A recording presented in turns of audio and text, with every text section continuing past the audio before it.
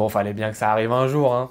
J'ai vu plein d'humiliations du Barça contre le Real de Madrid. Fallait bien qu'un jour l'inverse se produise et que le Real nous mette une claque, quand même, hein. Bon, dommage que ça arrive sur un match comme ça, demi-finale retour de Coupe du Roi, le Barça éliminé, qui montre qu'il a quand même eu de grandes difficultés cette année dans la globalité contre les grosses équipes qu'il a affrontées. On en parle tout de suite dans la réaction.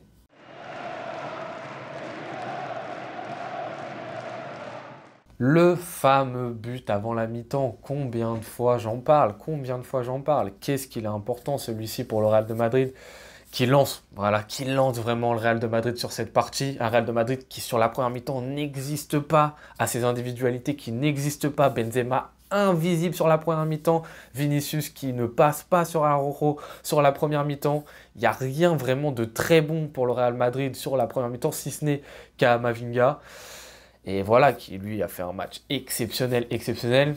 Le Barça qui de son côté joue bien, c'est-à-dire que le Real, je parle en première mi-temps, hein, le Real de Madrid qui va jouer haut surtout les premières minutes du match pour essayer de marquer ce but-là. Et le Barça qui joue assez vite en transition et qui arrive surtout grâce à des renversements, donc sur du Rafinha, Baldé, à avoir des situations. Pas beaucoup d'occasions, on a eu très peu d'occasions sur ce match-là, mais des situations. De plus en plus que le match avance, dans la première mi-temps, on tombe sur un Barça qui commence à maîtriser le tempo, etc. Barça à l'aise en fait, Barça tranquille, on se dit mais c'est ouf, parce que, je tiens à le rappeler, hein, pour ceux qui vont se moquer un peu du Barça ce soir et tout, on est quand même 104 de nos titulaires indiscutables à des postes ultra importants, c'est-à-dire défense centrale Christensen pas là, milieu défensif De Jong pas là, milieu offensif Pedri pas là, et attaquant ailier Dembélé n'est pas là. Donc voilà, pour remettre un peu dans le contexte, hein. Eux ils avaient leur équipe 100% type, il y avait zéro problème. Mais donc on se dit, putain, c'est super bien, on est beau, machin. Première grosse occasion du Barça, grosse occasion, Lewandowski qui tape sur Courtois, contre-attaque, et le Real Madrid qui te plante ce but. Sur ta seule grosse occasion, 10 secondes après, c'est le Real qui te met le son de réalisme du Real de Madrid. Du Real Madrid, il faut que j'arrête de dire du Real de Madrid. Comme d'habitude, on est habitué avec cette équipe-là. Elle le montre depuis des années en Ligue des Champions, elle le montre encore là dans les grands rendez-vous. C'est une équipe qui, dans les momentum, sait avoir les bonnes occasions et surtout sait convertir ces occasions-là. On en a fait les frais ce soir-là. Non, on s'est créé quelques occasions, on n'a pas su les mettre parce qu'on est encore jeune. Voilà, c'est une équipe encore qui est jeune, le Barça. Et on est tombé sur une équipe qui est beaucoup plus mature que nous et qui a été froide devant les cages, mais froide devant les cages. Et cette équipe du Real de Madrid qui rentre au vestiaire à 1-0, alors que bon, sur la première mi-temps, franchement, si on a une qui doit mener au point, c'est plus le Barça. On arrive sur la seconde mi-temps, dès l'entame de la seconde, on sent que dans les contacts, etc., on n'y est plus. Ils entament super bien, superbe but de Benzema à la sortie du vestiaire, 2-0 très vite. Ensuite, ça déboule. Et ensuite, on tombe sur un Barça qui est un peu classique. Et moi, après, ça m'énerve surtout les commentaires que j'écoute sur les chaînes que je regarde qui disent le Real de Madrid a pris la supériorité sur le Barça et tout. C'est pas vraiment que le Real a pris la supériorité sur le Barça, c'est que le Barça, ensuite, doit essayer de revenir au score. Du coup, vous connaissez le Barça quand on essaye, nous, de revenir au score. Ce qu'on fait, c'est qu'on fait n'importe quoi. C'est-à-dire qu'on va tous vers l'attaque et qu'on ne défend plus. Donc oui, le Real de Madrid a plus d'espace devant. Oui, le Real de Madrid a plus de situations. Oui, le Real de Madrid contrôle mieux le tempo parce que nous, on commence à être plus fatigués. On essaie de courir au score. Donc c'est normal. Mais ce n'est pas le Real de Madrid dans son emprise qui a réussi à vraiment être plus fort et élever son niveau de jeu. C'est la situation du match, le score qui a fait que le Real de Madrid a pris cette dimension dans le match. Ensuite, on se dit à 2-1, on peut essayer de revenir. Si on en met un, ça fait égalité. Penalty pour le Real de Madrid, cette fois-ci sifflé. Du côté du Barça, dans les premières minutes, il n'a pas été sifflé. Je suis assez d'accord avec l'arbitre, on la connaît cette règle-là.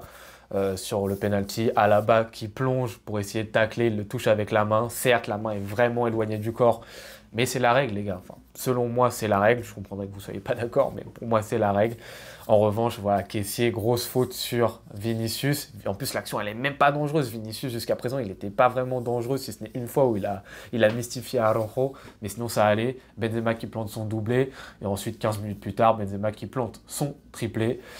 Grande partie de Benzema finalement sur le score, malgré une première mi-temps, on ne l'a pas du tout vu. Du coup, c'est quand même assez fort parce qu'il vient d'enchaîner 2 triplés d'affilée. Nous, de notre côté, on a eu un Rafinha qui a beaucoup donné, mais face à Camavinga qui n'a pas su passer. Voilà, Camavinga qui l'a pris, qui a fait un match exceptionnel.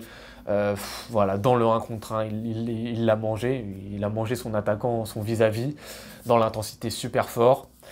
Autre côté, je continue à en parler, Lewandowski, voilà. Donc c'est sympa de planter contre Elche, contre Eibar, contre ces clubs-là, mais ça serait bien que dans les grosses rencontres, à un moment, tu puisses ne serait-ce qu'exister en fait, avoir vraiment des occasions concrètes et être dans le jeu assez intéressant, un point de fixation, parce que là c'était important que tu sois un point de fixation et tu l'as pas été. Donc c'est quand même très très grave. De plus, il est jamais présent. Je trouve qu'il se projette jamais. Quand il y a des Baldé qui déboulent sur les côtés, des Rafinha qui déboulent sur les côtés, t'as pas un Lewandowski qui fuse comme ça devant la cage. Je trouve que t'as un Lewandowski qui est apathique. Et vraiment, je trouve que c'est une grosse déception sur cette année-là. Parce que là, c'est fini, hein. Faut se le dire, la saison du côté du Barça, on n'a plus que le championnat. 12 points d'avance, non.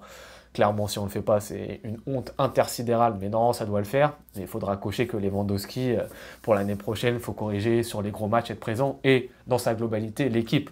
Alors certes, on a les excuses en Ligue des Champions, on a commencé avec une équipe aussi qui était très diminuée, on se rappelle, Piqué titulaire, etc. On a eu beaucoup de mal contre les gros, contre l'Inter, contre le Bayern, à aligner une équipe et un 11 type, mais ça n'empêche que voilà, dans les grosses rencontres, on n'a pas été présent. Ensuite, en Europa League, on avait l'équipe qu'il fallait. On n'a pas su le faire non plus contre Manchester United.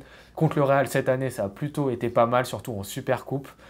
Le match aller de la demi-finale de Coupe du Roi, c'était vraiment pas fameux dans l'expression collective.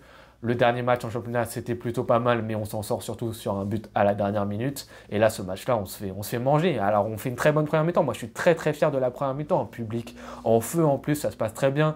Même à 1-0, 2-0, je me dis, bon, si on se fait éliminer comme ça, au moins, on aura montré une belle image. Et limite, j'étais plus fier de perdre le 1-0 à la mi-temps qu'on faisait que d'avoir gagné le 1-0 il y a un mois au match aller.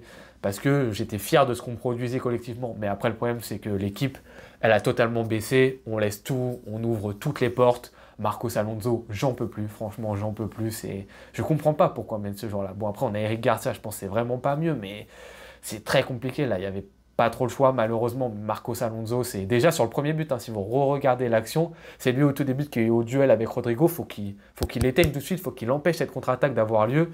Et voilà, après Koundé, ça a aussi été très difficile avec des problèmes, je pense, de crampons, parce qu'il a glissé plein de fois à des moments très importants. Mais ce qui est fou, c'est que le Real, quand ils ont ça, quand ils ont ces petites chances du destin, bah ils claquent, voilà. Eux, c'est ça. Alors que nous, quand on a ces petites chances du destin un peu, on marque pas. C'est ça qui fait la différence, c'est ça qu'il va falloir résoudre, surtout pour l'année prochaine. Là, c'est perdu. Le Real qui va certainement gagner cette Coupe du Roi, ça lui fait au moins déjà un titre pour cette saison, avec la Super Coupe d'Europe, mais je compte ça plutôt pour la saison dernière, parce que contre Osasuna, je pense que ça va être facile en finale. Ils vont enchaîner en Ligue des Champions, ça va bien se passer. Nous, il faut qu'on assure en Liga, qu'on montre de belles choses, qu'on commence à faire jouer des joueurs qui n'ont pas tout le temps joué pour leur donner confiance pour l'année prochaine. Je pense notamment à Ansu Fati. Je pense à bien communiquer avec Robert Lewandowski, sinon continuer sur nos bases, continuer à faire jouer des jeunes, faire monter les choses. Mais sinon, la saison, elle est finie, c'est dommage. On remportera qu'un seul titre cette année. C'est bien, on en parlera surtout à la fin de la saison. Là, tout de suite à chaud, je suis surtout très déçu de l'élimination. Mais voilà, c'était ma réaction sur cette demi-finale retour, sur ce dernier Classico de l'année du côté du Barça. C'est vraiment pas facile, hein, une grosse claque comme ça, même si je l'ai dit en ouverture, on en a mis pas mal au Real Madrid. Et bon, c'est un peu normal qu'ils nous en mettent quelques fois. Ça faisait, je pense, très très longtemps qu'ils nous en avaient pas mise. Nous, on leur a mis un 4-0 l'année dernière chez eux. Partie remise. On est corda. Sur ce, je vous souhaite une très bonne journée, une très bonne soirée en fonction de quand est-ce que vous regardez la vidéo. On se retrouve très bientôt. Ciao.